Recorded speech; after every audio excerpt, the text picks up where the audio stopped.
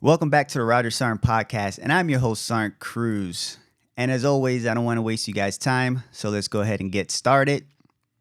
Today, we have a great leader on the show, and I am going to introduce you to him. His name is Sergeant First Class John Gensberger. He is actively retired from the Army. John, how you doing today? I'm good, man. I'm good. It's different, huh? Did calling, yeah, I can't First get name? used to Yeah. it. I even have Yeah. to like think about it, like John, sorry. All right, John. Yeah. Yeah. All right. So, tell us a bit about yourself. So, like you mentioned, I'm retired from the Army. I did 21 years, 19 Delta Cavalry Scout. My last position was as a platoon sergeant for the Scout platoon in 3/8 Cav. And now I am getting ready to start my second year as a world history teacher at Temple High School. Fair enough. And 3A Cab, that's actually where we met, right? We were both platoon Yeah. Yeah. sergeants there. Yeah. Yeah. All right. So, what what caused you to make the shift from combat MOS out into the regular world and be a history teacher? Well, it was something I always wanted to do growing up and just didn't have the money to complete college. So, like a lot of other people, I joined the Army. And then 1 month after I joined, September 11th kicked off, and that kind of completely derailed my plans.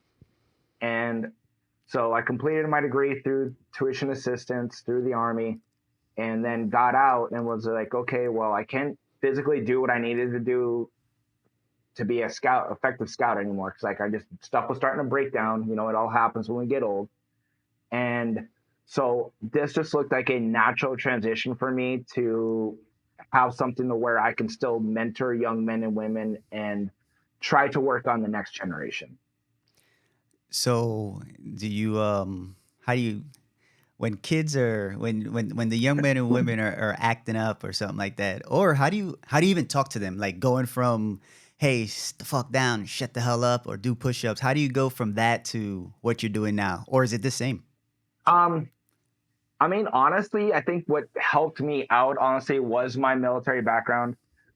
Just that it gives me a little bit more of natural respect that maybe not some of the other teachers might have.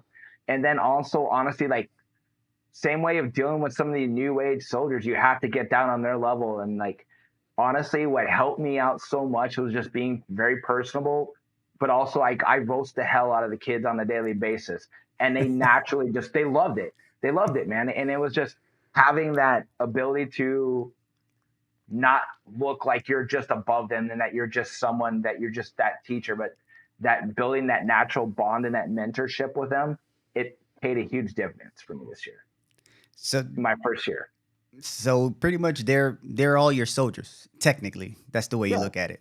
Yeah. I mean, and I look out for them the exact same way. It's like if I notice that there's something off, and just like how you see a soldier and you're always happy go lucky, then all of a sudden they come in one morning and they're just off, and just be like, hey, can I talk to you outside real quick? Pull them away and just be like, hey, you doing good today?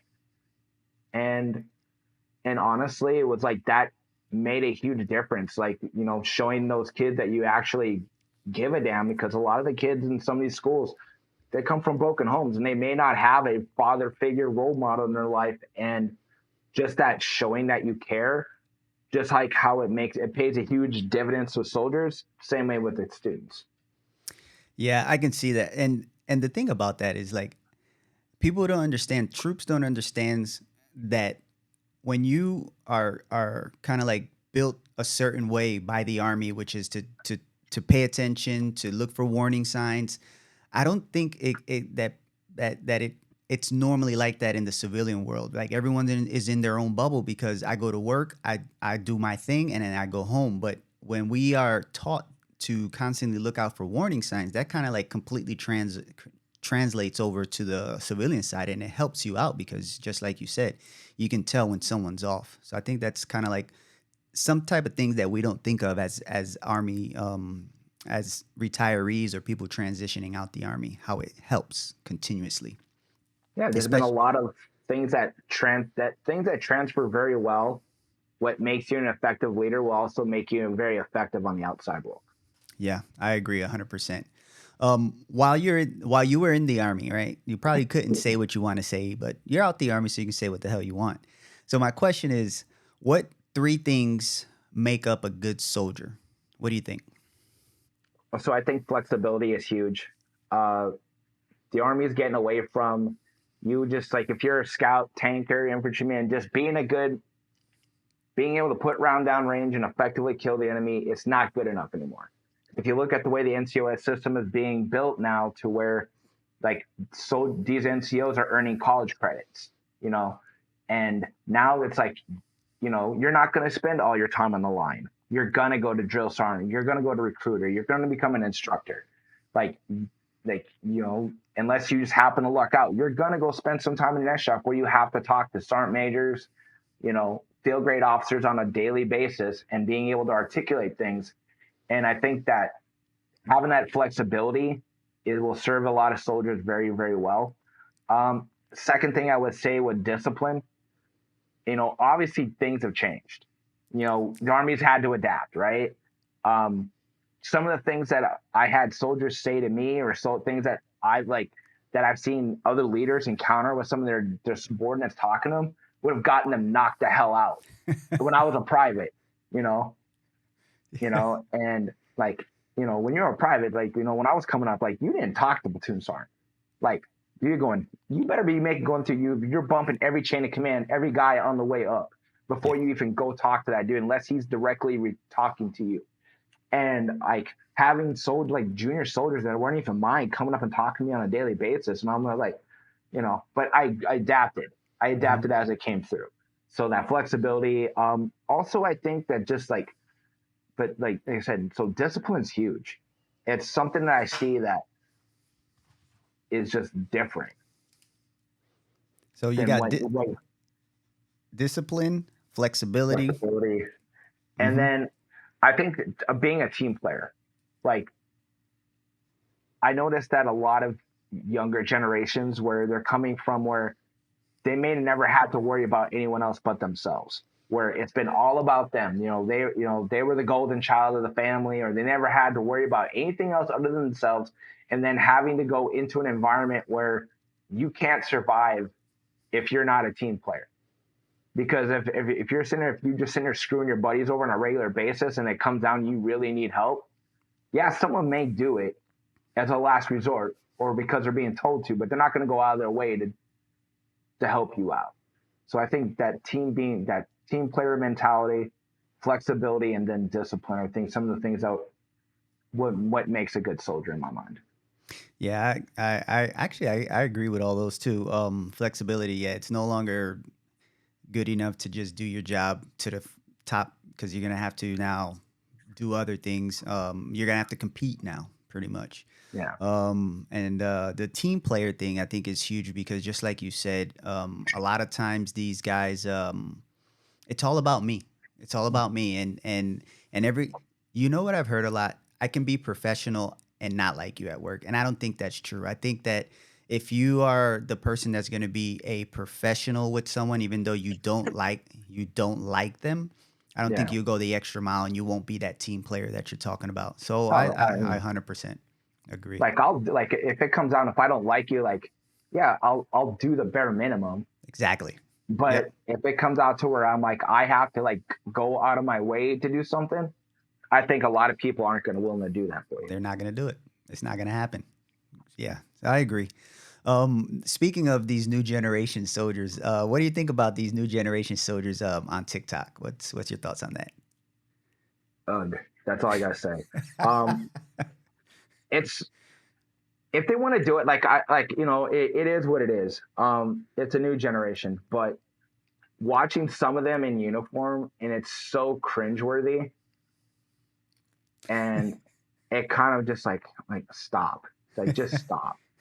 Um, get out of your uniform. If you want to go act a fool on TikTok, go act a fool on TikTok.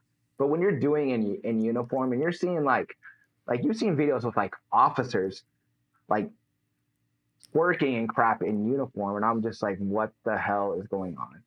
Like, I am so glad that I don't have to do this anymore. Mm-hmm. Um, you know, like when I walk by and I see soldiers screwed up, I'm just kind of like, and like an NCO will sit there, walk by him as if like, you're like, you're not going to fix this. I'm like, you know what? Not my issue no more. Ain't my Like, problem no more. yeah. I like, hey, this is off now. Like but it's, I don't know. It's definitely different. Yeah. I personally don't mind them, but I do mind the doing crazy stuff in uniform, like the Yeah. twerking and doing stuff that are just unbecoming But, of a but soldier. if So I'm not with it. it's doing something that's helping for the benefit of the military, like kind of like showing maybe some of the good things Yep. about being in the military, or showing some things like cool things that like might like, hey, some kid was like, oh man, that looks awesome, I'd love to do that, Correct. you know and yeah, I'm all for that, but the cringeworthy stuff, yeah, Yeah. that's Not. just no, It's not it. Not it. no, Not getting on there, just no, complaining the whole time. yeah, yeah. So speaking of again these new age soldiers that this new young era and recruiting numbers so low. What do you think could be some recruiting initiatives, or what do you think are hindering the recruiting initiatives? um just kids can't kids A lot of people can't meet standards anymore. It's A lot of kids are too out of shape to join. I was a huge kid in high school, college. I dropped like 100 something pounds to get into the military. Mm, So, like, I had to drop a lot of weight just to be able to go in. And a lot of kids just don't have that that fortitude. When stuff gets hard, a lot of them fold. And then just being able to pass the ASVAB, like, some kids are getting pushed through schools and they can't read or write, can't mm-hmm. do math, basic fundamental things, because nobody wants to admit that, hey, we've screwed the pooch on this. And I think that makes it hard. And then there's just a lot of kids that don't want to do that stuff anymore. I mean, the identity about national pride and like wanting to serve your country. And I think it's just not there because of that me attitude. And then having someone tell you like, hey, you're gonna have to sacrifice this and give up some of your individualism in order for the betterment of the team. And a lot of people aren't willing to do that anymore. And that's just not just with kids, that's adults as well. Yeah. That's older people as well. Because it's like, well, what do I get for this? Like, 3 hots in a cot, boy, and you get benefits. Like, it's like, and a lot of people just don't want to do that stuff anymore because it's hard. 3 hots in a cot used to be enough, and the benefits used to be Yeah, okay. not no more. Not no No, more. no. Yeah, that's kind of like one of the unfortunate things. Just like you said, a lot of these soldiers they're just not patriotic anymore. They don't have it in them anymore. Like it has to be, what am I getting out of this other than, I mean, don't get me wrong. You join, you get a bonus and stuff like that, but the Yeah, bonuses aren't enough. It's not enough. $40,000 is not enough. I need 80. Things like that, no. and it's kind of unfortunate. All right, so let's talk retirement. All right. So you've been retired for a year now, Mm-hmm. and I'm pretty sure the listeners and the viewers would like to know, especially those that are about to go through this process, um, what are the mandatory requirements for retirement? Okay, so obviously you have to go through SFL TAP, that Soldier for Life program. There's a lot of things out there that aren't mandatory, but I would recommend you go. I mean, obviously you're going to do your final clearing, just like anytime you PCS, like clearing the unit, clearing finance, and all this other stuff. Clearing CIF. Mm-hmm. But the biggest things were like the SFL TAP program, especially if you're retiring. Like, there are some mandatory briefs you need to go to, like your BDD, which is like your disability, like where you get your initial like discussion about disability and like how that works for you.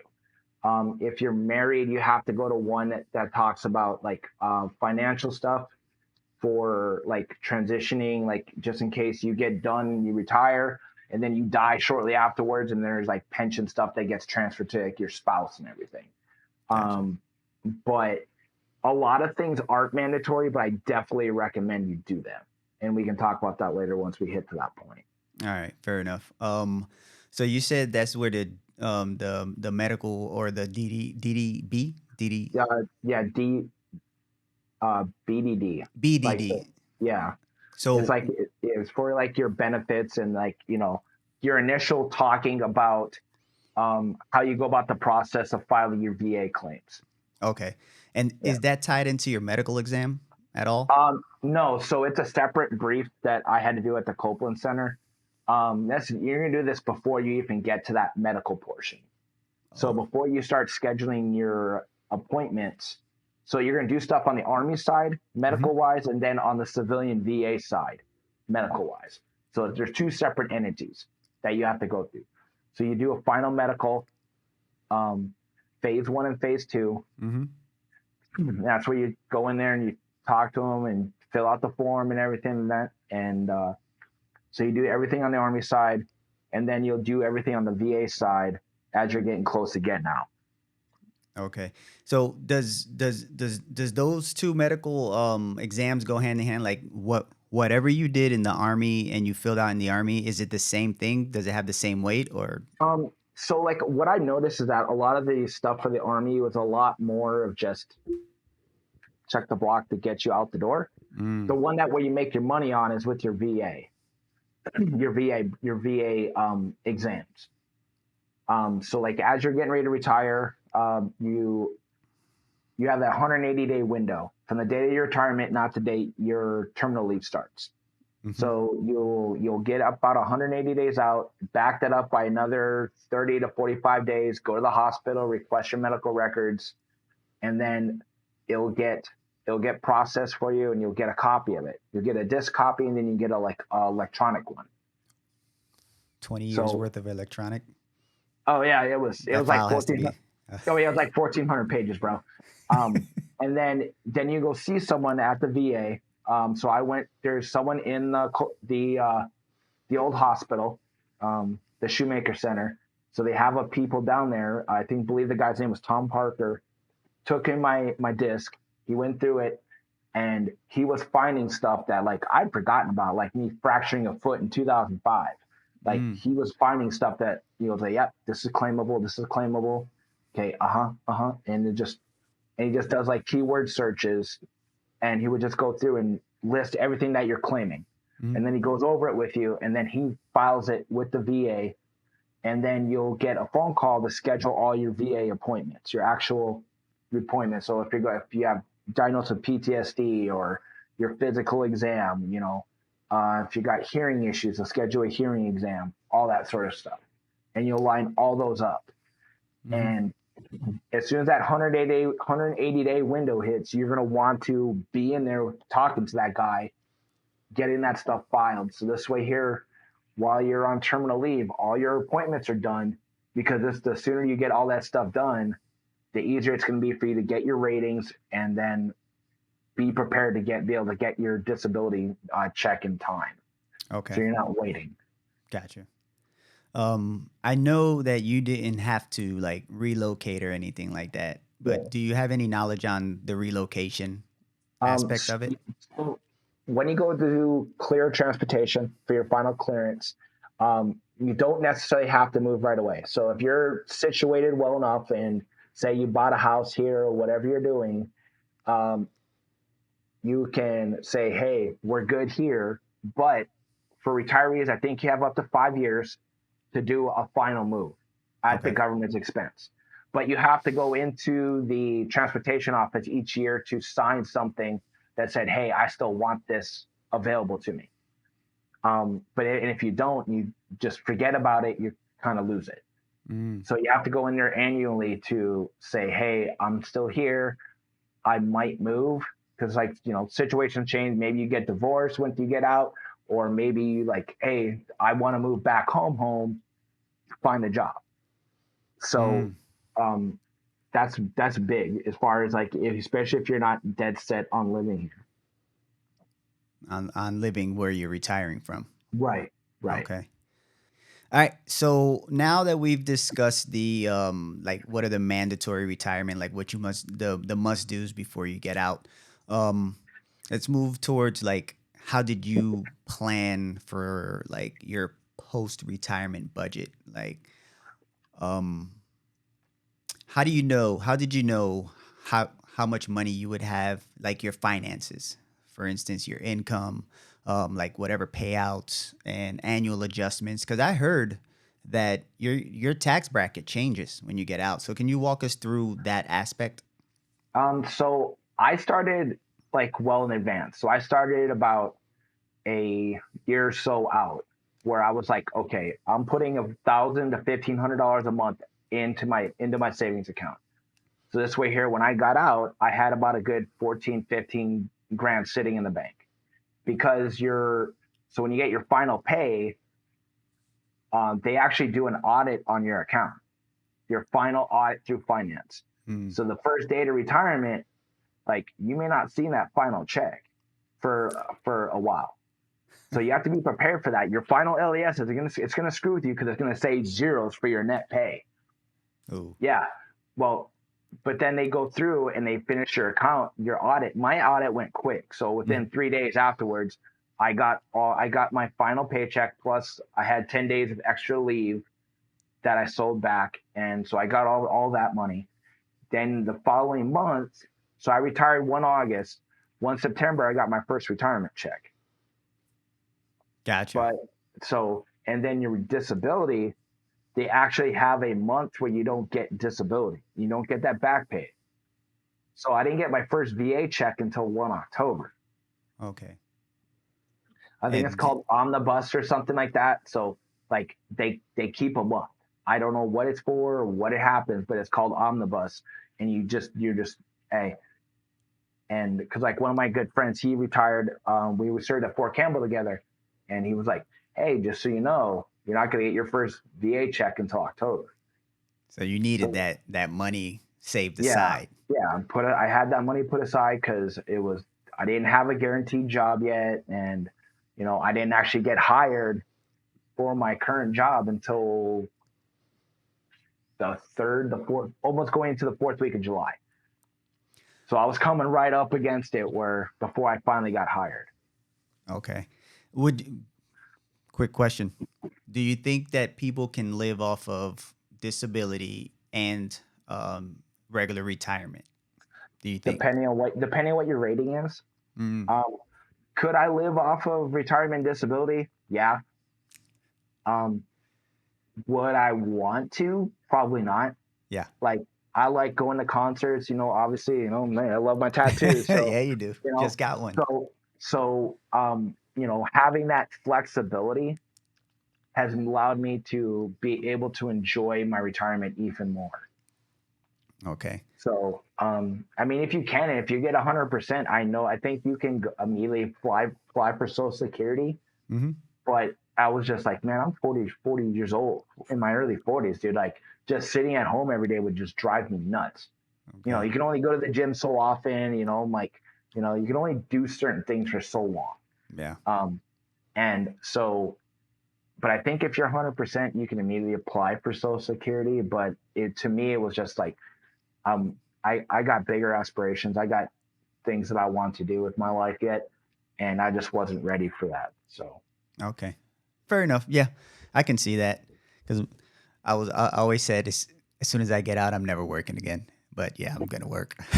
yeah. So when your retirement, speaking of your retirement pay, how is that based off of? So I qualified under the High Three program. A lot of us that are a little bit older are obviously going to go into the old program. We're grandfathered in. I'm not too familiar with the new blended system, um, of like how that works as far as how you have to contribute to it. I heard it's kind of like a 401k program, Yeah. but the High Three thing. So when I pinned Sergeant First Class, I was like, all right, hey, I'm doing my 3 years, and that's it. Like like that's it. I did my 3 years. I was like, all right, okay, cool. I'm done. I'm dropping my stuff. I'm out. So if for some reason, I don't know, let's just go into a dream world. If you were to get picked up by the Master Sergeant Board, would you have stayed in another 3 years? I would say probably not. And the only reason why I say it is one, my physical problems with my back and everything, and I have a reconstructed ankle, and I just it wasn't that I lost the desire to be in the army, because I love the army, Mm-hmm. but I just felt it was a disservice to my guys if I can't be there giving 100% physically every single day. I felt if I couldn't do that, it's time for me to get out. Fair enough. I And mean, with that new promotion system, I could have sat on that list for 2+ years waiting to actually get picked up. true. So, like, yeah, that'd be cool. I could have been in that high number, but I know guys that were in, MLC complete at Sergeant First Class and had everything done, and we're still sitting on that list like a year and a half, 2 years later, still waiting to actually pin and get that rocker, and they're just like, you know what, I'm out, I'm done, I'm good. Yeah. Yeah. So yeah, I Just wasn't gonna wait till 23, 24 years until right up against the window to put that on, and then another 3 to 4 year commitment on top of that. I'm like, nah, I'm good. yeah, you run yourself in the ground by that point. Yeah. Quality of life, man. Yeah. I wasn't thinking about the next 2 to 3 years at that point. I was looking like, what does the next 30 years of my life look like? Yeah. And I want, I chose my happiness and my personal, like, what do I think was going to be satisfying to me over looking near term. Yeah. And And to be go ahead, honest man. with you, you didn't move too far. Like you literally still deal with younger soldiers, if you will. You're Yeah. still mentoring, you're still teaching, and you're still getting that gratification of having 20, 30 troops. So you're technically a platoon sergeant that teaches history. So you're not too far And off. yeah, I mean, hell, you can actually say it first on it, man, because I have 120 something kids last year, 120, 130 some kids. Oh yeah, I So I forgot have, because they yeah, so I have 6 classes. So I was teaching about 130, 135 kids last year. so you're running the company at this point. Oh yeah, dude, it was great. Like, kids blew their mind that I'm like, I knew exactly every kid's name in the classroom and like where they sat at, even kids that weren't even there that day. Yeah. And one of the girls, she's like, I don't even know half the people in here. And this was May, and I'm like, Hey, it's just ingrained into you. Um, let's talk about like your benefits of the benefits that you earn when you retire, right? So as an active duty service member, you receive a number of benefits. mhm. What happens to them when you retire? So the TRICARE, so they do have a TRICARE program um, for retirees. Hmm. So I utilize that on top of my VA. So I use my VA. I get your VA benefits, your VA medical benefits, and then I also and it's stupid cheap. For like for just me, myself, and I pay the $27 a month Same. Yeah, for medical. it's the same almost. Then Yeah, no, well, yeah. no, we pay 20 something or 30 bucks for dental, but it's the same thing, just 20, 30 bucks. And the only thing I took from my school was the dental insurance. So that was the only thing I kept Okay. from the school that I work at. Everything else is through the VA and TRICARE. So do you get seen on or off post, or does it matter for I can go medical? on post. I can go off post. My provider is at one of the off post clinics Hmm. over on like West Killeen Medical Center. So I Okay. still go to like a military place, um, and just about the only thing you have to do VA was, if unless you're going to the ER, you have to be seen, is the twice a year I go out there for an examination, blood work, just to make sure, hey, I don't have any issues that have crept up, and that's really about it. Okay. How about like commissary privileges and That as long as you're retiring, you have that, you get that ID card, like, you're good. is that the blue ID card? No, they don't have a blue ID card anymore. It's just, it almost looks like a cat card now, Mm-hmm. except it's, instead of it being vertical, it's horizontal. Oh, shit, I didn't even know that.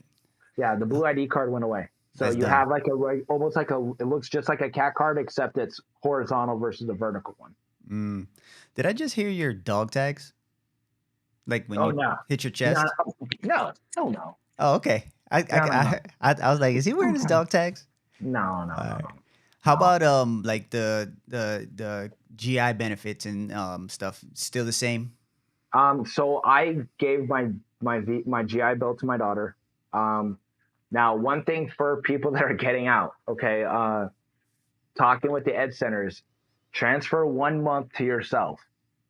Save 1 month of your GI Bill to yourself.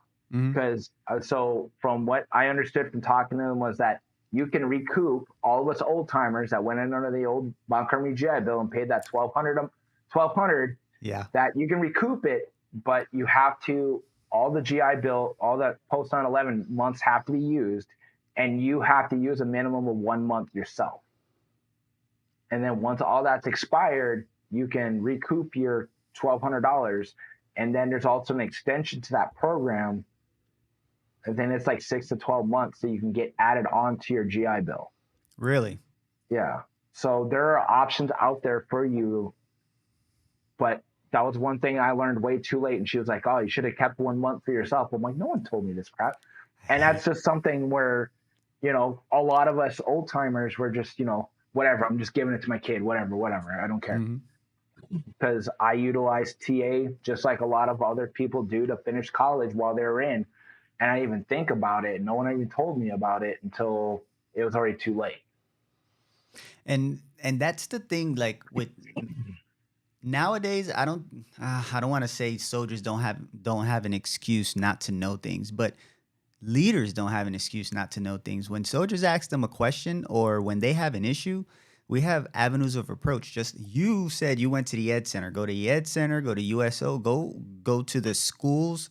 Like any question that you may have, there's some type of army program that's out there that we can provide knowledge with these soldiers for these And soldiers.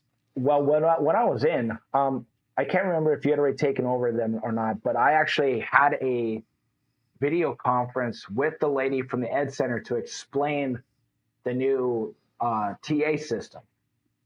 And I actually did that during leader time training. Yeah. And I had like I know my scout platoon. I had like some of the mortars. I think some of the medics were there too, because I think people I guess didn't have anything scheduled. And I was like, hey, come on, sit in. Like this is good for everybody. And there are always people out there, and I think leaders need to get themselves smart on these topics.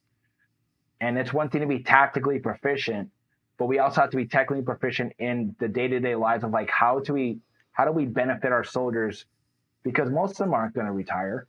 Like Yeah. how do we get them to be the best they can be the time that they're in, and how do we set them up for success on the outside world? True, because a lot of guys they were like, "Well, I'm getting out anyway. Oh, he's getting out, she's getting out." But at the end of the day, we got to think about the product that the army is putting back into the civilian world, right? We have to set them up for freaking success, and there's no other way to do that than spreading the knowledge that they need, giving them the knowledge, the tools, and avenues of approach that they need in order to get out and be a successful contributing member to society. You know? It's a recruiting tool in itself, because you if you screw that soldier over and you don't help them out when it comes time for them to get out, what do you think the first thing they're doing when they get back on the block to talk to their friends? Don't do it. Don't go in Yeah. the army. Yeah. And a lot of people, I saw a lot of decent kids, and they make mistakes. All soldiers do.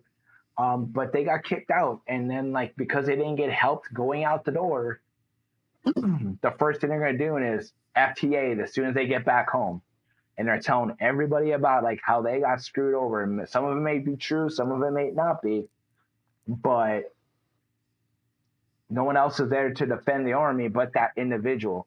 So helping these soldiers when they decide, hey, I can't do this anymore, or I don't want to do this anymore. I'm going to finish my contract. I'm getting out.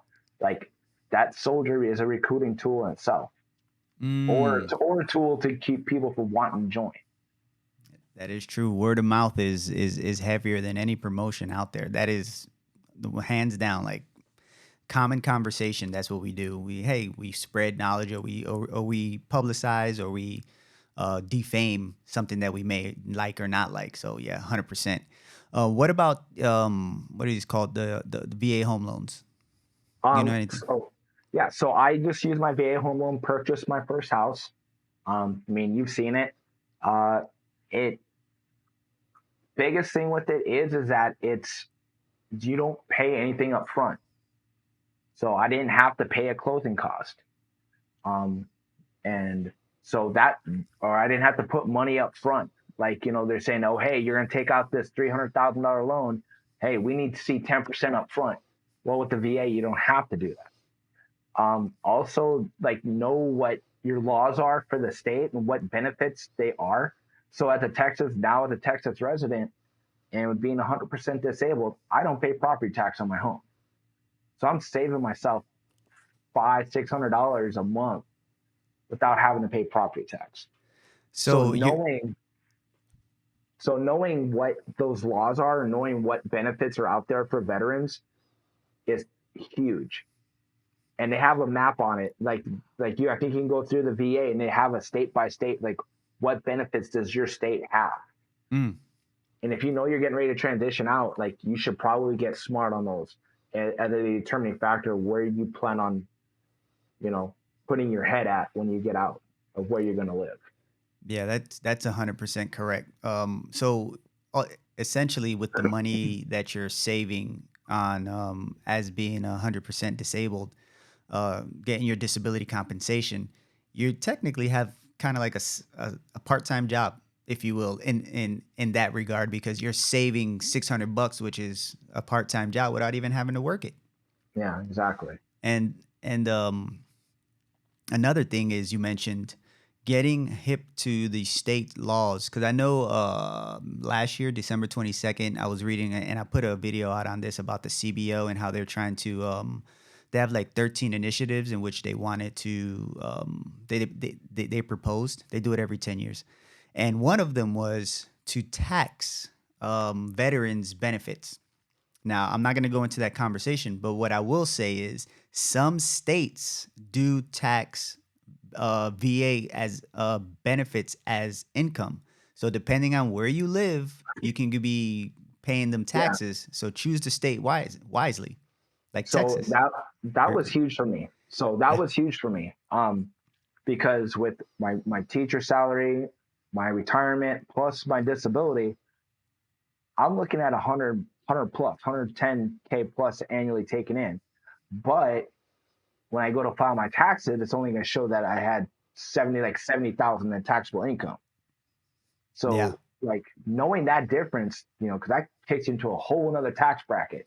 So that stuff is crucial of like knowing like how far your money's going to stretch, especially in the economy that we're seeing right now. Being able to stretch that dollar just a little bit further, or being able to turn around and going, okay, I'm not paying on $100,000 income. I'm only paying on 70. And that's a huge difference when you go to file taxes. yeah. And that's what you were talking about earlier when the finances, like you go into a different tax bracket. Yeah, But at the same time, you're not completely there because you're getting that. Well, it's just not being taxed at all, not being yeah, recognized. right, And I didn't want to go in your pockets, but I knew that yeah, you like with retirement and stuff and your yeah, job, you're well yeah, into the six figures, and that's what yeah, people don't realize either. yeah. And that might be a thing that makes people stick it out that are in that 10 to 15 year window where they're not in debt yet. Maybe that might be the motivation, but like, hey, just stick it out for a few more years. And, you know, and then when you hit that 2 year window, you should be going to the doctor for everything, every little thing that hurts, um, any little boo boo you got, anything that you've been putting off because NCOs don't go to sick call, right? Like, Yeah, like you suck it the hell up. And I paid the piper for that yeah, by being that dumbass. So you can just say it what it is. And I put off injuries for a long time, and it come back to bite me. But it was like at least thankfully at the end, I will say I got lucky and I had a really great chain of command, both at the company level and the battalion level, that fully supported me at the end And I know a lot of people may not get that. So I'm very thankful for, you know, my first sergeant, my commanders, our sergeant major and our colonel were like fully on board with helping me make that transition as smooth as possible. And it almost scared me, like, of how easy everything went. Yeah. Because you're thinking like, oh God, something's gonna screw up. Something has to happen. It Yeah. can't be this It can't easy. be this easy. And it was. But I planned way ahead, and I got way ahead on everything once. So I was hitting all my time frames, and a lot of people don't do that. Yeah. Shout out to Sergeant Major Allison and Colonel Yeah, Sinclair for being the way they were, for yeah, helping you out. yeah. First Sergeant Rod, First Sergeant Hayes, Captain Jordan. You Man, I know, love those all, dudes. all those people were huge, huge, Yeah. and very great leaders. Sergeant Major Perkins, all of them, Major Finch. They were all super huge and helping me make this move as easy as humanly possible. And a lot of people get that, unfortunately. Yeah. I was reading an article about SFL Tap, and it was mentioning. I think it was last month. I was gonna do a podcast about it, but I've forgotten about it. But it talks about potentially holding commanders responsible or putting it in their evaluations on SFL Tap, kind of like their how many soldiers are successfully completing SFL Tap under their command. So they wanted to do that. I haven't read up on it and I haven't followed up on it, but it's huge because you have up to 2 years if you're retiring, 18 months if you're just PC or ETSing.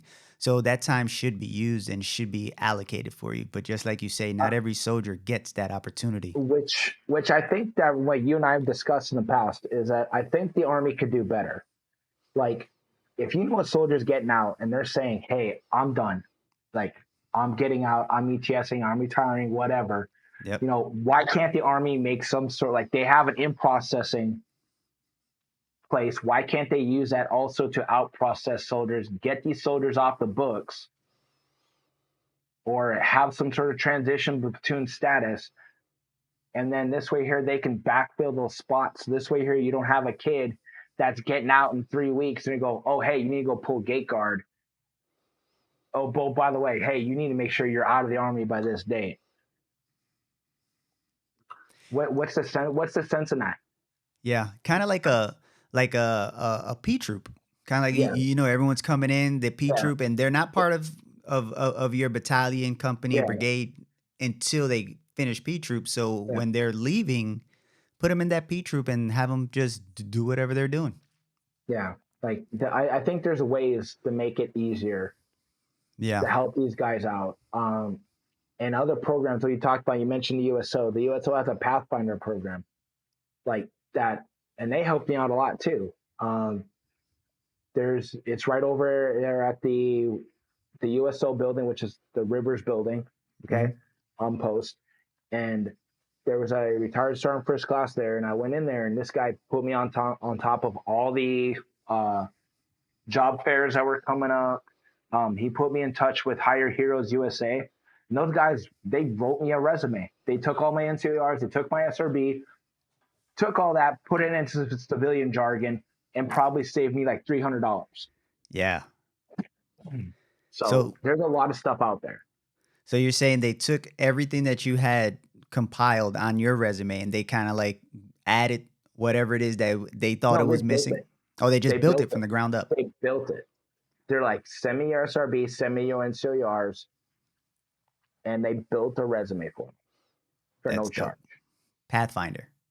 Yep, Pathfinder program over at the USO. Got it. I hope you guys have your notes out, man, because there's a lot of good stuff coming out from John's mouth right now. He's putting out some game. This is pretty much what you've experienced and everything that all the knowledge that you've gained in order to transition out. And you still remember this stuff like it was yesterday because it almost feels like it, right? A year out. Yeah, yeah. I mean, it was quick. Other little things is once you made the decision, you're putting your packet together, decline your last NCOR. There's a Why? memo that you can do. There's a memo you can do to decline your last NCOR because But if not, why? you're gonna have to wait for it to get approved before your retirement packet's approved. Mm, So once I was done at the Scouts, they did my last NCOER, which was at the end of July. So I would have been on transition leave, and I didn't need an NCOER because I wouldn't have needed an annual coming up. So I was like, yep, I signed a declination statement that I don't want my last NCOER because it wasn't going to do anything for me anyways. And now you're waiting. If you didn't, now you're going to be waiting until that NCOER is fully good and accepted by HRC before your stuff will get approved. And we know how it is with NCOERs. Yeah. So all like those little things right there save you a whole bunch of time. Yeah. Um, get the most updated template for your award, for your retirement award, making sure all the signatures are up to date. Like, make sure all the commanders are good, even down to whoever that S1 person is down at the bottom, that last block. Because if that stuff's wrong, you're going to be constantly fighting to get that stuff kicked back. And you know how that stuff is. Maybe, hopefully, with that new system you guys are working on now, maybe it might make life a little bit easier. But I know I spent some time fighting over that to get stuff done. But why? Who cares about that? Like, why is it a big deal? Do you need it to clear or something like that? Like, what is it? It's one of the things, like when you go to final out, like, hey, have you gotten your retirement award yet? Gotcha. And just like how you're not supposed to clear an installation for PCS without, like, hey, do you have an award? Is it at least in the works of being approved by the time you go final out? Because you want to have as much done as possible. Because when you go get your GD214, you want to have everything on there.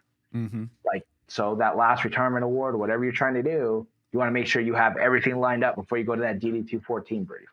Okay. And just speaking of clearing, like you clear the installation and normal, just like any other person that's PCSing. You just have Yeah, a couple of extra things. yeah. You How's just like, how's CIF treat you? oh, dude, it was easy. Yeah. Like, but I got smart though. So I did a couple early turn-ins. So as soon as I had my approval of orders to retire, I started going over there and started piecemealing things. And the only issue I had is I had an old ACH, and I could not get this thing. I could not get one of the things I've had this ACH is like 2008, Mm. and one of the bolts on it was so rusted I couldn't get it off to pull the chin strap off. I tried everything. Like, I brought it up there like 3 times, and the dude looks at it and goes, "Oh, the serial number's wrong. And the serial numbers is completely erased. I can't even see it anymore." Just crossed it out and chucked it into a bin, and that was the last thing I needed. He goes, "Here you go, man."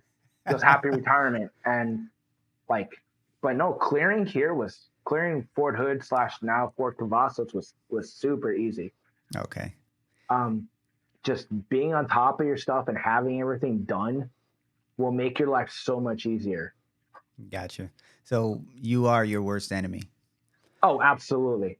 Absolutely. Like, get all your clothing records, go in there and find out, what does your clothing records on the old AKO system, what did that Yeah. show? But go directly to that place, go to the CIF and get them to print it out. And Mm-hmm. I would sit there with like a little marker, be like, okay, I got this. All right, it's clean. Okay, it's going into a bag. Got this done. All right, it's clean, going into a bag. Gotcha. And so when you go up there for that final clearance, it'll just make your life so much easier. Fair enough. Last thing. How did you prepare for civilian life? Like, how do you say goodbye to the army, and how do you go about, other than the resume builder? How was like the the job searching? So I actually lucked out when I was going for CFR training. I ran into a retired Marine Corps Sergeant Major. His name is Alan Wedding. Big shout out to him. Dude hooked me up, helped me out a lot. He works for Workforce Solutions of Central Texas. It used to be called Texas Workforce. And he was able to get me a grant to pay for my teacher certification. Wow. So I didn't pay a single thing out of pocket. Anything for any of my tests that I had to do, I got reimbursed for. So like, that saved me thousands of dollars getting out. and he helped me out. And there's always a lot of workshops. There's a lot of different programs, job fairs. There are a lot of stuff out there, but you have to be looking for it. That individual helped me out a lot Okay. and was super critical in the process for me getting hired. Fair enough. And I speak about this all the time. Networking is the one thing that we need to do more of, because a lot of us are this introvert. I don't like people, but not liking people and being an introvert and not going out of your way to speak to people, that can be your worst enemy. So Oh, absolutely. so was it difficult taking the uniform off? Um, it was different. The first morning you wake up and I'm like, it is 7:30 and I don't have to be anywhere. So I had 115 days of terminal leave. You get 20 days of permissive TDY for retirement, up to 20 days, but it has to get approved by your brigade commander though. Okay. But everyone signed off on it, so I'm like sitting there with 115 days of leave, and just waking up and going, I don't have to do anything today. So getting that time allowed me to decompress, allowed me to relax, and then I think it helped me out because then I was like, man, I'm getting bored as hell. Like I need to do something. And then everything started up for my teacher program, so like that helped provide me that transition. Okay. Final It is weird question. though. It is weird though. I could imagine. Wake up, you're like, oh, I'm FTR, but you're really not. Final question. My bad. It just popped into my head, and this is for just like you said. You actually, now that you're out, do you have a support system for any type of issue that you may have? And this popped into my head because my buddy, I knew him in 2013 when I was in Germany in Schweinfurt in the hospital, and every now and again he kind of like comes on the net. You know what I mean? Do you have that type of thing for when, like, if you're going through anything or you just need to talk to someone? Do you have that, Well, or do yeah, I you got need you. it? Yeah. Yeah, yeah. No, I have plenty of people. I have a lot of good friends here. Because I'm a social person, I have a lot a good network of people, not just veterans but civilians as well, that that understand. Hmm. And if they don't understand because they're civilians and never had to deal with it before, they be like, okay, you just need a moment, you just need to chill. And that was the biggest thing though, is having that support network, because things were kind of weird at first, because everyone thinks that like, oh well, I'm the baddest thing that's ever walked this planet, or and it's hard to let go of stuff, but that's why they have the army song, right? The army goes rolling along, like it'll be Yeah. just fine without you. Hmm. Like, you know you may not be forgotten, but hey, like once you're done, you're done. Yeah. Fair enough. There's always going to be someone in that's going to come in there and take your job, take your position. They may not do it as well as you, but there's always going to be someone there to fill the spot you were.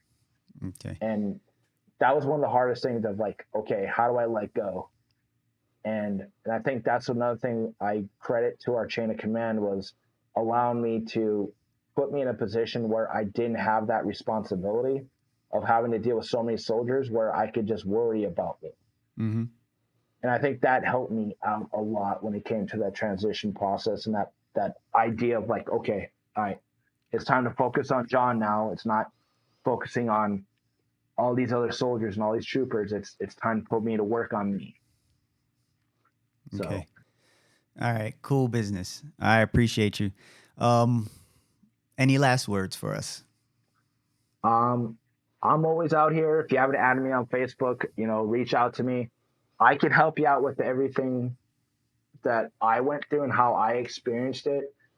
But the biggest thing I can say is you have to be proactive. Don't wait till the last minute. You know, Ask questions, go talk to people. There's a retirement services people on post that works in building 130, I think. It's the ID card place. Hmm. They're right across the street from the Brewers building where the USO is. They have people that are dedicated to it and will tell you, like, hey, here are some optional retirement briefings. Go to everything you can. Okay. You know, and it's, you have to take care of you. Yeah.